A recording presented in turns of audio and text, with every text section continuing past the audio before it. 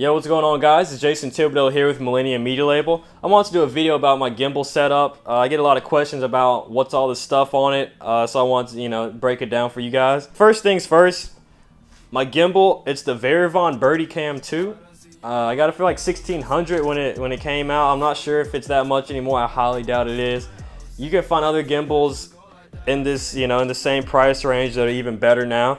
But the thing is, I like about this one, or the thing I didn't like about this one more so, it didn't come with a rail input, or like a 10mm rod input, like some gimbals do now. How the gimbal usually attaches to your camera is through the base plate. You screw on the base plate to your camera. Instead of screwing on my camera to the base plate, I actually bought a rised mount with a rail system. Then instead of screwing the camera onto that, on top of that, I also bought a quick release plate to attach. So other quick release plate, of course, to quickly take off from the gimbal onto a shoulder rig or something like that. I recommend everyone to have one if you don't.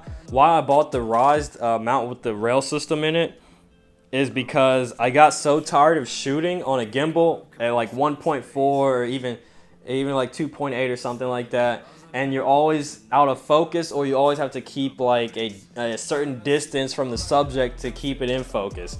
So what I did was did some quick researching. I found Lens Hound Motion Dogs, or Motion Dog Lens Hound. It's a wireless follow focus system you can attach to a rail system.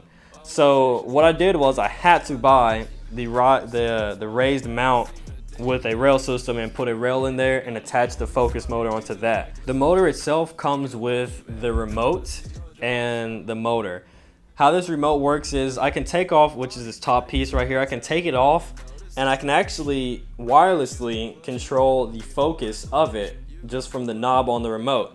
It has a little wheel back here that you attach to the motor, and it attaches to your lens, and like I said, you can wirelessly control it with the remote. That's still not useful for a one-man band, especially when you're on a gimbal, because you don't need someone else controlling the focus. So what happened was they actually have an accessory that you can plug into the remote, and it goes to a thumb wheel. That is the most convenient thing ever for me. So I bought the accessory, bought the thumb wheel, etc. The motor and the remote and the whole package together.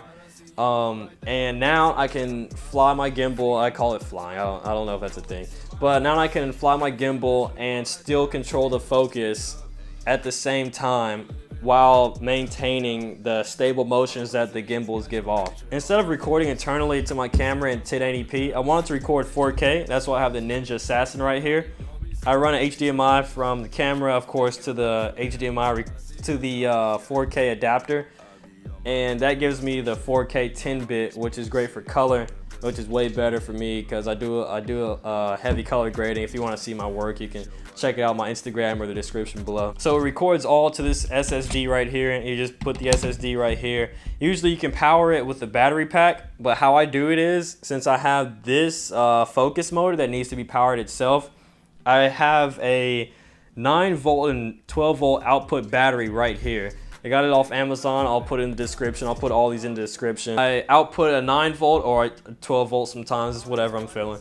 And I run a DC output to the motor. Then I split it, run another extension to the monitor. So this one battery powers the motor and the monitor for honestly, it's usually my whole shoots. It never went dead on me. Another tip, the best thing to do, when you get a gimbal and you start loading stuff on it, additional stuff like focus motors, I would highly suggest that you plug your gimbal up to your computer and tune the PID settings to the best of your abilities. It's gonna be a pain, but it'll definitely be worth it. If y'all have any questions about anything that y'all heard in the video, if I need to clarify anything, you just have questions about like how to tune the PID settings, I can give you a link to that. Just message me. You can follow me on Instagram at mml_Jason. That's mml_Jason.